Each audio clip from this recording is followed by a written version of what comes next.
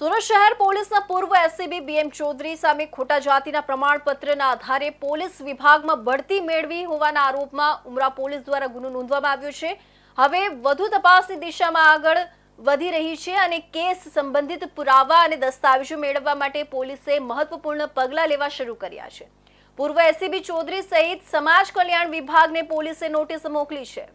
સામાજિક કલ્યાણ વિભાગને નોટિસ પાઠવી ઉમરા પોલીસે આ મામલે ગુનો નોંધ્યા બાદ હવે સામાજિક કલ્યાણ વિભાગને નોટિસ પાઠવી છે, જેમાં પૂછવામાં આવ્યું છે કે આરોપી ચૌધરીના એસટી પ્રમાણપત્ર માટે કયા દસ્તાવેજો રજૂ કરાયા હતા અને તે કયા આધારે માન્ય રાખવામાં આવ્યા હતા, સાથે આ પ્રમાણપત્ર કયા અધિકારીએ કયા આધાર પર સ્વીકૃત કર્યું તે પણ જણાવવાનું છે। 5 દિવસની અંદર સંપૂર્ણ પુરાવા સાથે હાજર રહેવા સૂચના પોલીસ તપાસ હેઠળના આરોપી બીએમ ચૌધરીને પણ નોટિસ પાઠવી તેમજ તેમને 5 દિવસની અંદર સંપૂર્ણ પુરાવા સાથે ઉમરા પોલીસ સ્ટેશનમાં હાજર થવા માટે જણાવવામાં આવ્યું છે। તેમના તરફથી બઢતી માટે જે ડોક્યુમેન્ટ્સ રજૂ કરવામાં આવ્યા હતા તેની વિગતો પણ માંગવામાં આવી છે, સાથે તેઓએ પોતાનો લેખિત નિવેદન પણ પોલીસ સમક્ષ રજૂ કરવાનું રહેશે। ખોટું પ્રમાણપત્ર મેળવી બઢતી માટે ઉપયોગ કર્યો હતો।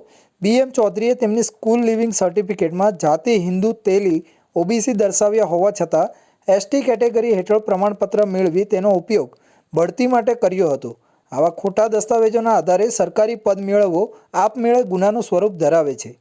ડીસીપી વિજયસિંહ ગુર્જરે સ્પષ્ટતા કરાતા જણાવ્યું હતું કે બીએમ ચૌધરીનો સ્કૂલ લિવિંગ સર્ટિફિકેટ આ બાબતે સ્પષ્ટતા કરે છે કે તેઓ ઓબીસી કેટેગરીમાં આવતા હોય છતાં ખોટું एसटी सर्टिफिकेट बनावी पद माटे लाभ मेळव्यो हतो। सूरत सिटी में एसीपी बीएम चौधरी करके उनके पोस्टिंग थी और 1993 में पीएसआई तरीके डिपार्टमेंट बीएम चौधरी ने ज्वाइन किया था। 2009 में पीआई तरीके प्रमोशन मिला और 2016 में डीवाईएसपी तरीके प्रमोशन मिला और इनके खिलाफ एक प्राइवेट कंप्लेन हुई कि इन्होंने जिस टाइम पे इनका निमणूक हुआ पीएसआई तरीके उस टाइम पे जो कास्ट सर्टिफिकेट जो यूज़ किया वो कास्ट सर्टिफिकेट इनकी कास्ट एसटी कम्युनिटी में नहीं आती है, इसकी कास्ट जो है अन्य पछात वर्ग में आती है। उसके बावजूद उन्होंने एसटी का सर्टिफिकेट यूज करके ना केवल निमणूक लिया बल्कि बढ़ती का लाभ भी लिया। तो इस फरियाद के ऊपर समाज कल्याण विभाग है उसकी विभागीय समिति और विजिलेंस सेल दोनों ने अपनी इंक्वायरी की और इंक्वायरी पूरी करने के बाद में जो गुजरात एससी एसटी ओबीसी संबंधी 2018 का जो कायदा है उसके तहत उन्होंने ऑर्डर किया और बीएम चौधरी को उसमें गलत सर्टिफिकेट रजू करने का दोषी माना गया और उन्होंने जो कैडर कंट्रोल अथॉरिटी है डीवाईएसपी के केस में होम डिपार्टमेंट उनको इन्फॉर्म किया और होम डिपार्टमेंट ने ऑर्डर करके उनको सर्विस से डिस्चार्ज कर दिया है। આ કેસની તપાસ સુરત વિજિલન્સને સોંપવામાં આવી।